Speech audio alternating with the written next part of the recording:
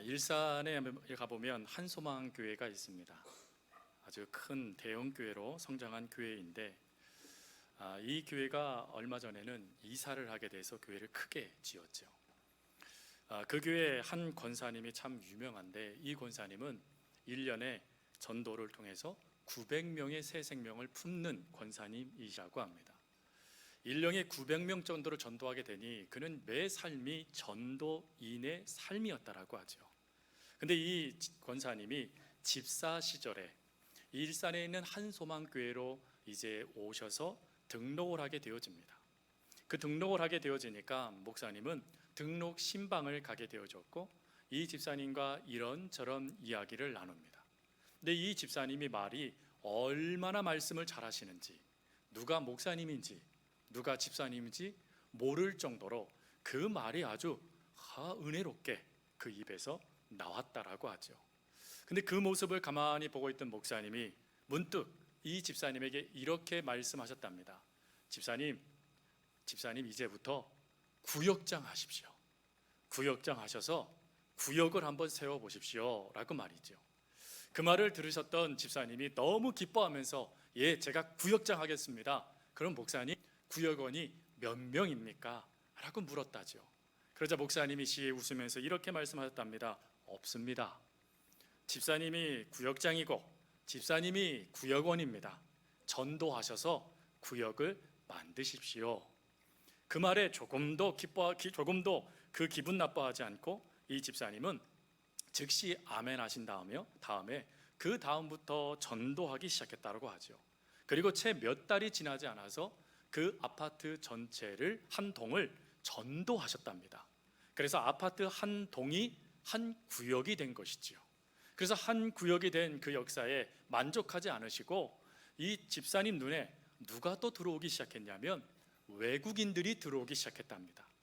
그래서 외국인들을 전도하면 그 외국인들이 후에 자기 고향으로 돌아가게 되면 세계 복음화에도 큰 도움이 되겠다라는 생각을 이 집사님이 가슴에 품습니다. 근데 문제가 있어요.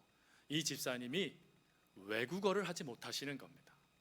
외국어를 하지 못하니 안타까운 심령이 그에게 다가오기 시작했고, 그는 한 가지의 방법을 선택합니다. 그것은 기도하는 것이었습니다.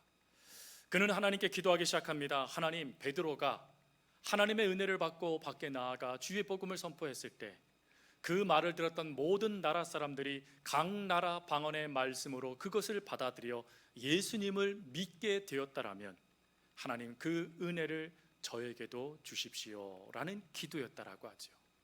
그리고 그 기도를 하고 하나님 앞에 기도를 멈춘 후 그가 마트를 가게 되어져 그곳에서 있는 그 외국인 노동자들을 만나기 위해 출발을 하였습니다.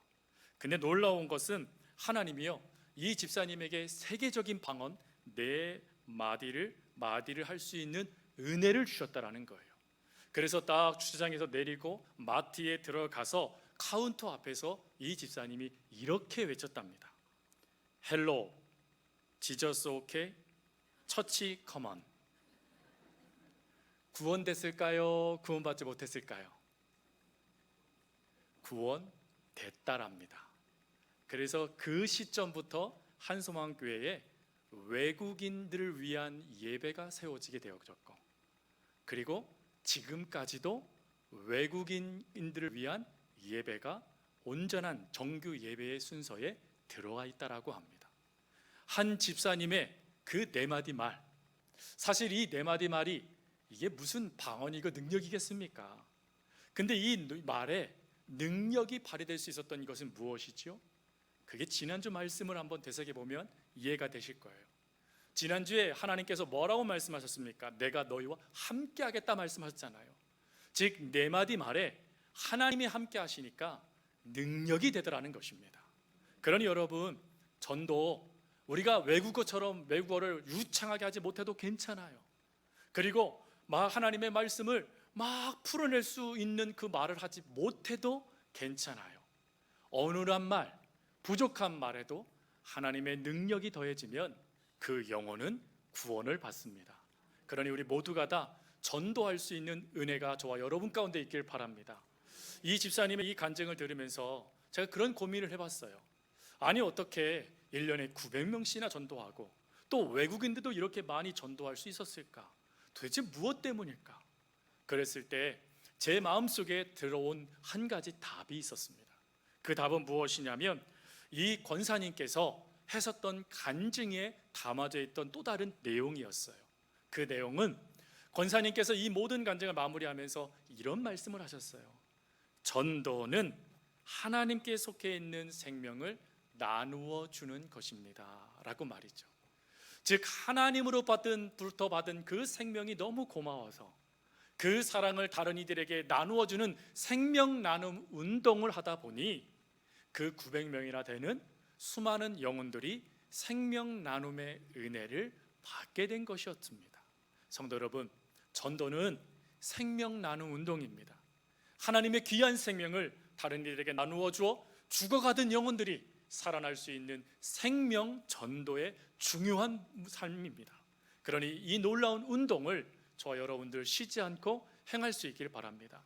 근데 이 운동이라는 것, 이 생명 나눔의 이 중요한 운동이 가끔은 오해가 될 때가 있어요. 그 오해가 뭐냐면 전도하자라는 이 전도 프로그램이 활성화되고 또 교회가 전도에 집중하기 시작하면 이 오해가 나타나는데, 그 오해가 뭐냐면 전도를 교회의 숫자 늘리기로 오해하시는 거예요. 아유, 교회의 숫자가 적어서 저러나? 아유, 목사님이 뭔가 또 사람들 더 많이 부르기를 원하나? 하는 그런 생각을 오해하시는 경우들이 있는 거예요. 답부터 말씀드리면 아닙니다, 여러분. 우리가 사람 숫자 늘리는 것보다 더 중요한 것은 생명을 나누어 주는 거예요. 그 영혼이 우리 교회에 오지 않아도 다른 교회에 생명을 얻게 됐다라면 그건 기쁜 겁니다, 우리는. 근데 숫자 때문에 전도하는 거 아닙니다. 그러니까 우리들 가운데 그런 이야기 하시면 안 되는 것이죠. 그럼 두 번째 또 오해가 있어요. 이 오해가 뭐냐면 전도 무용론을 이야기하시는 오해예요. 개혁주의 신학 가운데 선택교리라는 말이 있습니다. 이 선택교리라는 이 말은 다른 말로 칼빈의 예정론이라고 얘기합니다. 예정론이라는 게 뭐죠? 하나님이 이미 예정하셨다라는 거예요. 하나님이 이미 선택하셨다라는 것입니다. 하나님이 이미 예정하시고 선택하셨으니 굳이 우리가 노력하며 전도할 필요가 없다라는 주장을 펴는 것입니다. 그런데 그것은 이 단어에만 집중한 결과예요. 사실 칼빈이 예정론을 이야기한 것에 대한 것은 두 가지의 중요한 것을 전달하기 위함입니다. 그 첫 번째는 무엇이냐면 하나님은 전도의 이 모든 것을 이끌어 가실 때 주체자라시라는 거예요. 즉 하나님만이 구원을 이룰 수 있는 분이시다, 이것을 예정론에서 이야기합니다. 그러면 이 구원 어떻게 이룹니까? 그게 두 번째예요. 우리의 책임이라는 거예요. 즉 하나님의 구원의 역사를 이루기 위해 우리는 복음을 전해야 된다라는 것입니다. 그 복음을 전할 때 하나님은 능력을 더하셔서 그 영혼을 구원해 내신다라는 것이 예정론입니다. 이 예정론을 그래서 신학자인 파커는 이렇게 확대해서 설명을 하였어요. 어떤 사람은 하나님의 주권적 은혜를 믿으며 복음 전도가 아무 소용이 없는 것이라고 우려한다. 하나님이 선택받은 사람만 구원하실 것이라는 이유에서다. 그러나 앞서 지적한 대로 이런 생각은 그릇된 추론에서 비롯된 그릇된 결론이다. 사실은 그와 정반대다. 하나님의 주권적 은혜는 복음 전도를 무익하게 만들기는커녕 오히려 복음 전도가 무익하게 되지 않도록 예방한다. 다시 말해 복음 전도가 확실히 열매를 맺을 수 있도록 보장한다. 하나님의 주권적 은혜가 없다면 복음 전도는 가장 무익하고 헛된 일이 되고 말 것이다. 그 모든 복음 전하는 역사가 무익하지 않도록, 헛되지 않도록 하나님께서 확실한 열매를 맺을 수 있도록 도와주시는 것이 예정론이라는 것입니다. 그러니 여러분, 이런 오해를 하지 말고 우리는 뭘 해야 되죠? 전도를 해야 된다는 것입니다. 그럼 이렇게 생명 나눔 운동인 이 전도를 하기 위해서 하나님이 우리를 전도자로 부르셨다면 전도자인 우리는 어떠한 자세를 가지고 복음 전도, 하나님이 기뻐하시는 전도의 사명을 감당해야 될까요? 우리는 그 답을 사도 바울의 복음 전도의 두 가지 자세를 통하여 살펴보기를 원합니다.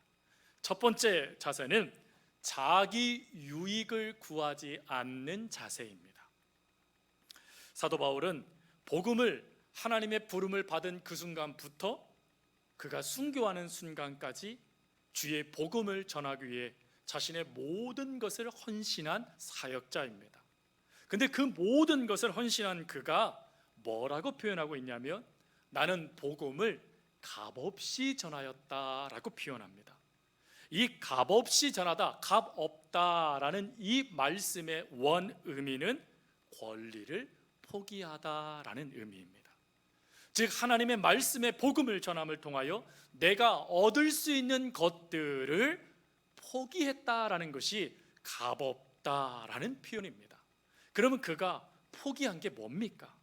포기한 거에 대해서 참 많은 것들을 포기했지만 그 중에 오늘 본문 앞절 말씀에 가보면 세 가지를 포기했다라고 이야기합니다. 첫 번째 포기는 4절 말씀입니다. 4절 말씀에 보면 뭐라고 되어 있냐면, 우리가 먹고 마실 권리가 없겠느냐라고 되어져 있어요. 여기서 이 먹고 마실 권리, 나의 배고픔, 나의 그 만족을 위하여서 먹을 수 있는 그 권리를 사도 바울이 뭐 했대요? 포기했대요. 또 5절 말씀에 가보면 아내를 데리고 다닐 권리가 없겠느냐라고 말을 해요. 이 말씀은 뭐지요? 자신은 결혼도 포기했다라는 뜻입니다. 왜 결혼을 포기합니까? 그가 못생겼기 때문입니까? 그가 볼품없기 때문인가요? 아니요. 주의 복음을 전하기 위하여서 결혼하는 것조차도 포기하고 복음 전파에 내 일생을 걸었다라는 뜻입니다. 일생을 위하여 자신의 가정을 꾸릴 수 있는 권리도 포기한 바울인 것이죠. 거기서 끝나지 않습니다. 9절부터 11절 말씀에 가보면 그는 자신이 일꾼으로서 당연히 받을 수 있는 물질적인 보수까지 포기했다라고 이야기합니다. 즉 마땅히 받아 누려야 될 대가, 마땅히 받아 누릴 수 있는 보상, 그 모든 것들을 다 포기했대요. 다 포기하고 하나님을 위한 복음 사역에만 내 일생을 걸었다라는 것입니다. 근데 이 세 가지요 다 무엇이지요? 권리 포기라는 단어로 우리가 이야기했지만 실제적인 것으로는 우리의 삶에 유익한 것들이죠. 우리의 삶에 꼭 있어야 되는 것들입니다. 근데 이 모든 것들을 포기했다라는 거예요. 내 유익을 위해서 나는 포기한다라는 표현을 쓰고 있는 것입니다. 왜 포기합니까? 그 포기에 대한 답을 12절과 19절에 주고 있어요. 12절에는 이렇게 말합니다. 마지막 부분에요, 우리가 이 권을 쓰지 아니하고 범사에 참는 것은 그리스도의 복음에 아무 장애가 없게 하려 함이로라. 또 19절 오늘 본문에는 말합니다. 내가 모든 사람에게 자유하였으나 스스로 모든 사람에게 종이 된 것은 더 많은 사람을 얻고자 함이다. 무엇이요? 복음을 전할 수만 있다라면 그 복음의 전함에 있어 혹 장애물이 발생되지 않도록 내 권리 포기하고 주의 복음을 전할 수 있다라면 내가 유익하여 만족함을 위해 사용할 수 있는 것들조차도 포기하겠다라고 말하고 있는 것입니다. 여러분, 이 사도 바울의 이 모습은 그가 유일하게 행한 모습이 아니에요. 그는 주님의 본을 따라서 움직였기 때문에 이런 모습이 나타날 수 있었던 것입니다. 주님은 어떠십니까? 주님도요 권리 포기, 내 유익을 포기해 버리세요. 사도 바울은 빌립보서 2장 6절 말씀에 예수님을 뭐라고 표현하냐면 하나님과 동등하시다라고 표현하셨습니다. 무슨 말이죠? 예수님 자체가 하나님이시라는 거예요. 근데 그 하나님이신 예수님이 동등됨을 취할 것으로 여기지 아니하셨다라고 표현합니다. 취할 것으로, 무슨 말입니까? 포기하셨다라는 뜻이에요. 포기하실 정도가 아니라 그 다음 구절에 보니까 종의 형체를 입어 사람이 되셨다라고 말을 합니다. 하나님이 당신의 하나님됨을 포기하고 종, 비천한 자가 되었다라는 것입니다. 왜 주님이 비천한 자가 되셨습니까? 왜 주님이 하나님 되심을 포기하셨지요? 그에 대한 것은 요한복음 3장 17절과 마태복음 20장 28절에 나옵니다. 요한복음 3장 17절, 하나님이 그 아들을 세상에 보내신 것은 세상을 심판하려 하심이 아니요 그로 말미암아 세상이 구원을 받게 하려 하심이라. 예수님은 말씀하세요. 마태복음 20장 28절 말씀, 인자가 온 것은 섬김을 받으려 함이 아니요 도리어 섬기려 하고 자기 목숨을 많은 사람들에게 대속물로 주려 함이니라. 즉 예수님께서 자신의 하나님됨을 포기하고 비천한 종의 형상을 입어 이 땅 가운데 대속물이 되어주신 이유는 바로 저와 여러분들을 구원하시기 위함이었다라는 것입니다. 구원하기 위해 죄 많고 사망 가운데 빠져 죽을 수밖에 없는 저와 여러분들을 구원하시기 위해 하나님 되심을 포기하고 사람이 되어주신 그 사랑, 오늘 저와 여러분들이 받았기에 오늘 이 자리에 있음을 믿습니다. 그러면 사랑하는 성도 여러분, 주님이, 사도 바울이 사람들을 구원하기 위하여 자신의 유익을 포기했다라면 우리가 포기해야 될 것들은 무엇입니까? 대표적으로 바로 유익되는 것일 겁니다. 사도 바울은 이 유익에 대하여 이렇게 얘기를 합니다. 고린도전서 10장 23절 24절에 모든 것이 가하나 모든 것이 유익한 것은 아니요 모든 것이 가하나 모든 것이 덕을 세우는 것은 아니니 누구든지 자기의 유익을 구하지 말고 남의 유익을 구하라. 할 수 있다라는 거예요. 내 유익을 구할 수 있다라는 것입니다. 그러나 그러지 않기로 다짐했다라는 것입니다. 왜 다짐합니까? 세상은 이 유익되는 삶을 살아가는 것을 지혜로운 삶이라고 이야기하거든요. 그런데 그 지혜로운 삶을 포기하면서 왜 사도 바울은 그렇게 하지 말고 남을 유익되는 삶을 살아야 된다라고 우리에게 권면합니까? 그 이유를 고린도전서 10장 33절에 이렇게 이야기합니다. 나와 같이 모든 일에 모든 사람을 기쁘게 하여 자신의 유익을 구하지 아니하고 많은 사람의 유익을 구하여 그들로 구원을 받게 하라. 사도 바울이 우리에게 여러분들의 자유를 위해서, 유익을 위해서 사용하지 마십시오. 물론 그럴 수 있지만 포기하십시오라고 말한 이유는 그럴 때 우리 주변에 있는 이들이 구원을 받을 수 있기 때문입니다. 성도 여러분, 여러분들의 주변에 있는 수많은 가족들, 수많은 하나님을 알지 못하는 지인들, 친척들, 이웃들, 그리고 여러분들의 형제들, 그들을 구원해 내기 위해서 우리가 복음을 전해야 되는데, 만약에 복음을 전할 때 내가 유익하다라고 생각하는 그것, 내 권리야라고 말하는 그것이 복음을 전함에 있어 장애물이 되어진다라면 여러분 어찌하시겠습니까? 그것 때문에, 내가 포기하지 못한 그것 때문에 그 영혼을 구원받을 수가 없다라면 여러분 어찌해야 되겠습니까? 힘들지만 저와 여러분들의 유익을 포기할 수 있어야 됩니다. 포기할 정도가 아니라 빌립보서 2장 3절 말씀처럼 자기보다 남을 낮게 귀하게 여길 수 있는 마음가짐이 우리에게 필요하다라는 것입니다. 왜 그래야 되지요? 왜 그렇게 손해봐야 됩니까? 왜 우리의 유익을 위해 살면 안 됩니까?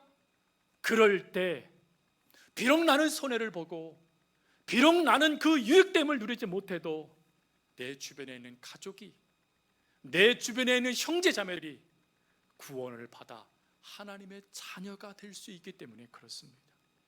구원, 하나님이 가장 기뻐하시는 것입니다.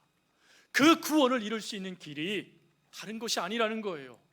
내 유익을 내려놓아지면 드디어 사랑하는 영혼들이 보여지기 시작하고, 보여지기 시작하면 긍휼한 마음을 가지고 그들에게 전하게 되어진다라는 것입니다. 그러니 성도 여러분, 힘든 거 압니다. 세상 사람들이 어리석다라고 말할 수 있는 말을 들을 수 있다는 것도 압니다. 그렇지만 주님처럼, 그리고 사도 바울처럼, 그리고 믿음의 선배들처럼 우리들 힘들지만 그 걸음을 걸어갈 수 있는 저와 여러분이 되기를 하나님은 바라십니다. 그러니 그 걸음을 걸어갈 수 있는 저와 여러분이 될 수 있기를 바랍니다. 또 두 번째, 사도 바울은 우리에게 전도를 할 때 가져야 될 자세를 두 번째로 이야기하는데, 그것은 장사꾼의 자세입니다. 19절 말씀에 보면 사도 바울이요 이렇게 말하잖아요. 마지막 하반절을 보세요. 19절에 이렇게 말합니다. 더 많은 사람을 얻고자 함이라 라고 말이죠. 여기서 이 얻다라는 이 단어는 헬라어로 케르데소라는 단어입니다.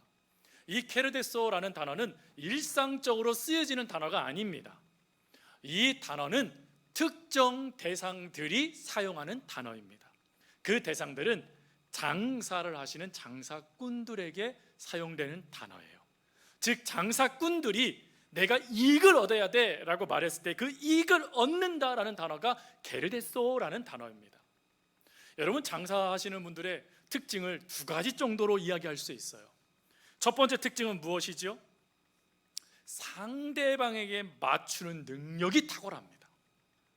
즉 어떻게 하면 상대를 기쁘게 해줄 수 있을까? 이것의 전문가들이 누구죠? 장사꾼이에요. 그래서 여러분, 손님의 인격을 높여주고 그를 이해하는 말도 해주고 행동도 하고 표정도 지으며 간이고 쓸개고 다 빼어줄 것처럼 이야기하면서 그 사람의 손에서 카드를 빼앗아 결제시키는 사람들, 그게 누구지요? 장사꾼들이에요. 여러분, 우리들도 모르는 사이에 난 그거 사고 싶지 않았어요. 근데 그 말에 그냥 확 넘어가서 나도 모르게 몇십만 원 몇백만 원 질러버리는, 그리고 집에 와서 뭐라고 느끼죠? 아이고 내가 속았네, 이런 생각 갖지 않았습니까?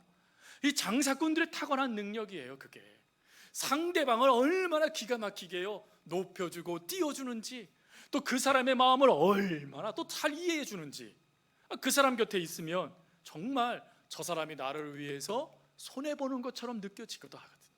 근데 장사하는 분들이 그런 능력을 갖고 있다는 거예요. 또 그것뿐입니까? 장사하는 분들 두 번째 특징은 애정의 특징이 있대요. 즉 자기가 하고 있는 일에 애정이 있답니다. 애정. 근데 여러분, 이 애정이라는 단어가 국어사전으로 보니까 가족 간에 쓰여지는 단어예요. 즉 일상적으로 애정을 느끼다 쓰여진 게 아니라 가족 간에, 사람 사이에 느껴지는 감정이 애정이랍니다. 근데 이 장사하시는, 탁월한 장사하시는 분들은 그 애정을 자기가 하고 있는 일에서 느낀답니다. 즉 자기가 지금 하고 있는 일에 애정을 느껴서 사랑한대요. 사랑하다 보니까 어떻게 하면 성공할지, 어떻게 하면 실패할지 끊임없이 연구하고요 노력하면서 그 답을 찾아나간답니다. 그래서 사랑하다 보니까 성공하는 사람들의 위치까지 가 있었다라는 거예요. 근데 여러분, 이 모습을 지금 누가 취했다라고 말하고 있냐면 사도 바울이 취하고 있다라고 말하고 있는 거예요. 사람을 기쁘게 해주는 것, 그리고 자신이 전도하는 그것을 자신이 너무나 사랑하고 있다라는 것입니다. 그것을 장사꾼의 그 기질을 내가 취했다. 누구를 위해서요? 하나님을 위해서요. 복음을 위해서요. 나 그것 취하고 있다라고 말하고 있는 거예요. 그러면서 그는 20절부터 23절에 자신이 어떻게 그것을 기뻐하며 행하고 있는지를 설명합니다. 현대인의 성경으로 제가 읽어드리겠습니다. 나는 유대인과 같이 있을 때 유대인처럼 행동합니다. 그들에게 복음을 전하여 그리스도에게 인도하기 위해서입니다. 유대인의 관습과 의식을 따르는 이들과 같이 있을 때에는 그들의 의식에 동참할 수 없지만 그렇다고 논쟁도 하지 않습니다. 그들을 돕고 싶기 때문입니다. 이방인과 같이 있을 때에는 될 수 있는 한 그들과 잘 어울리다 보면 그들의 신뢰를 어울리려고 노력합니다. 물론 그리스도에서 정당한 일을 반드시 하면서 말입니다. 그렇게 하다 보면 그들의 신뢰를 얻게 되고 결국 그들을 돕는 좋은 결과를 가져옵니다. 내가 어떤 사람이든 그들과 같은 입장에 서려고 애쓰는 것은 그들이 자진해서 그리스도에 관한 이야기를 듣기를 청해서 그리스도에게 구원을 받도록 하려는 것입니다. 그가 왜 이렇게 한다고요? 그리스도께 구원을 받게 하기 위함이라는 거예요. 그리스도께 구원을 받게 하기 위하여서 자신도 장사꾼처럼 그 마인드를 갖고 그 복음 전도의 사명을 감당하겠다라고 자신이 찾은 답은 이거라고 우리에게 알려주고 있는 것입니다. 성도 여러분, 바로 이것입니다.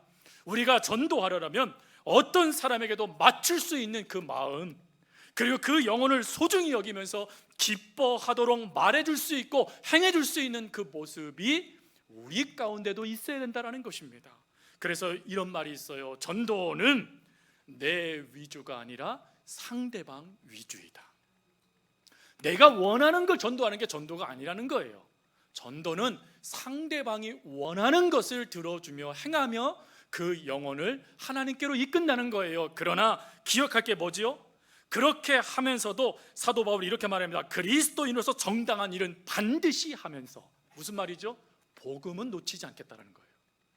예수님은 놓치지 않겠다는 것입니다. 예수님은 놓치지 않아도 그 영혼을 살릴 수만 있다라면 나 간이고 쓸개고 다 빼주겠다라는 거예요. 그리고 그 영혼을 구원할 수 있다라면 나 어떠한 오해를 받고 어떠한 말을 들어도 괜찮습니다 라고 말하고 있는 것입니다. 여러분, 이 모습을 가지고 우리들도 어린아이에게 전할 때는 어린아이처럼, 어른에게 전할 때는 어른의 입장에서 그 사람의 처지를 살피며 전도할 수 있는 모습이 우리에게도 있어야 된다라는 것입니다. 그리고 그 있는 그 모습에 꼭 기억해야 될 것, 복음에 애정이 있어야 돼요. 애정. 여러분, 전도하는 거 사랑하십니까?